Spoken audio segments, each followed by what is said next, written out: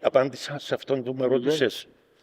Έχουμε κάτι άλλο ή να τελειώσουμε? Επειδή είναι 8.30, να δώσουμε τον λόγο ή να διαβάσουμε και το κείμενο πρώτα. Ναι. Και μετά να δώσουμε τον λόγο στον κόσμο. Λοιπόν, ακούτε αυτός ο γέρο παπάς των Αγράφων, ο Πάτερ Παναγιώτης. Σε παρακαλώ, πεύκυε. Ζουμ. Έμαθα τα του.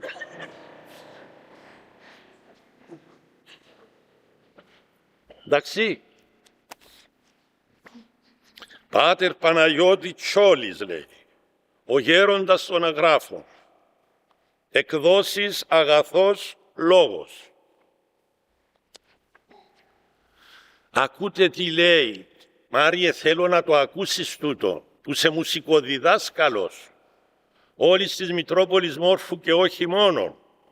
Είναι αφιερωμένο ιδιαίτερα σε όσους αγαπούν τη βυζαντινή μουσική.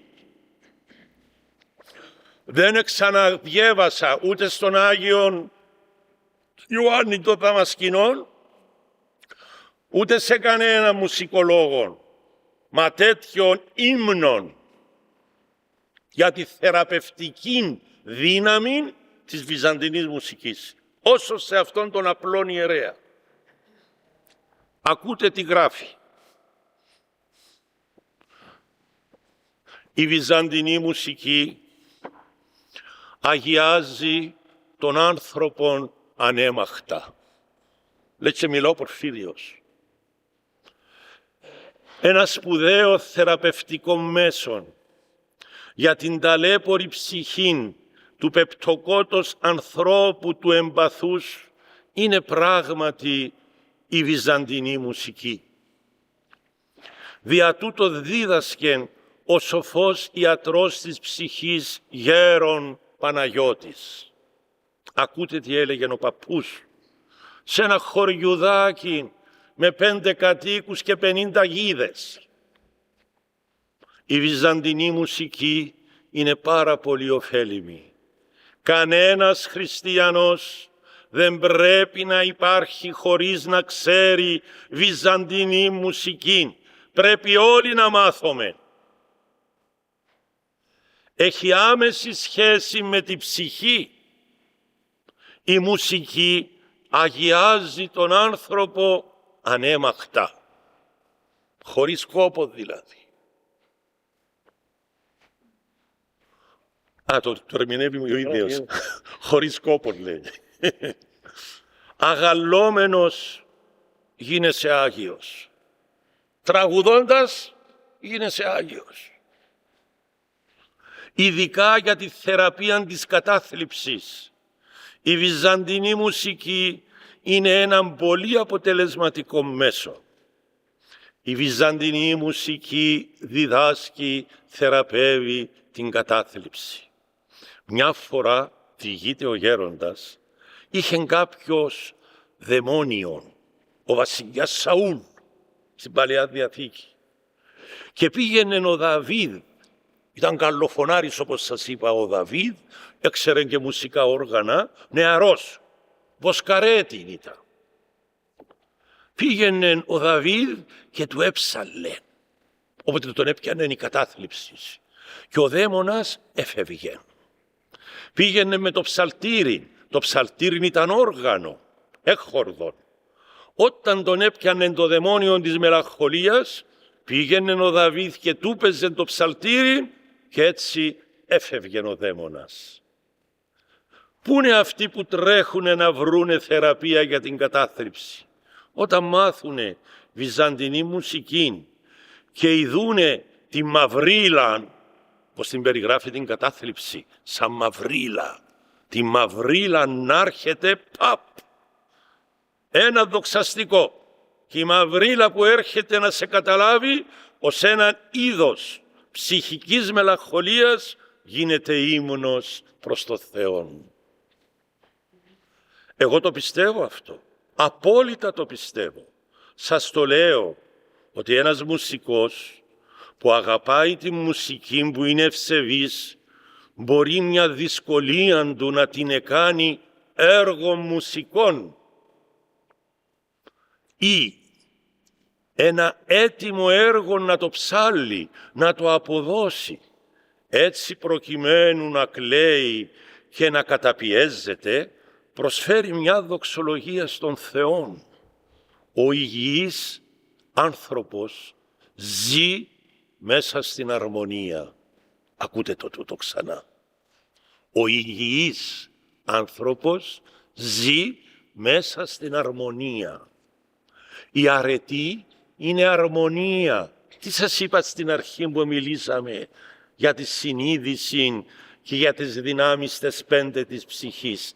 Πρέπει, σας είπα, σιγά σιγά να τις ενοποιήσουμε τον νουν με τη διάνοια, με την κρίση, με τη φαντασία και με την αίσθηση.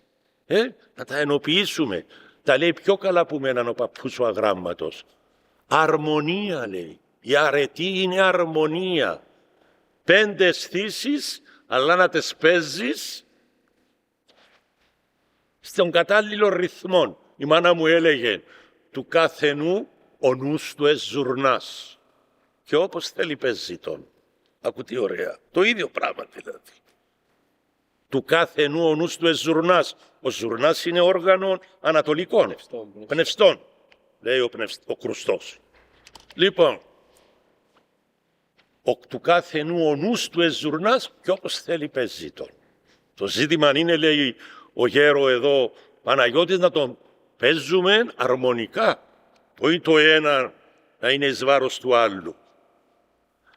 Έλεγε ο γέροντας, η βυζαντινή μουσική είναι πάρα πολύ εύκολη όταν ερωτευθεί η ψυχή. Είναι τόση η ωφέλεια της αρμονίας της ψυχής. Αυτός που ξέρει μουσικά, πρόσεξε Λέμπο, και έχει ταπείνωση, understand, Ναι. έχει τη χάριν του Θεού, πάει να θυμώσει, σαν τον νεόφυτο, να εκραγεί, αλλά φοβάται τη δυσαρμονία. Διότι και ο θυμός και όλες αυτές οι αμαρτωλές καταστάσεις δεν είναι μέσα στην αρμονία. Και έτσι μισεί σιγά σιγά την κακία και εγκολπώνεται την αρετή που είναι αρμονία. Μα τι ωραία που τα λέει ρε παιδί μου. Όλες οι αρετές έχουν αρμονία. Ούτε στενοχώριες μπορεί να έχεις, ούτε άγχη. Μπορείς να ζεις μέσα στη χαρά. Άμα καταλάβεις πως έρχεται καμιά μαυρίλα στον ορίζοντα της ψυχής σου, λες έναν ωραίο τροπάριο και η μαυρίλα γίνεται ύμνος στο Θεό. Τη δύναμη αυτή που θα σε στενοχωρούσε και θα σε καταπίεζε, την ίδια δύναμη τη βουτάς και την αγιάζεις. Ο γέροντας των Αγράφων, πατήρ Παναγιώτης Σιόλης, στα ελλαδικά, Σιόλης. Ναι. Ερωτήσεις, αν υπάρχουν.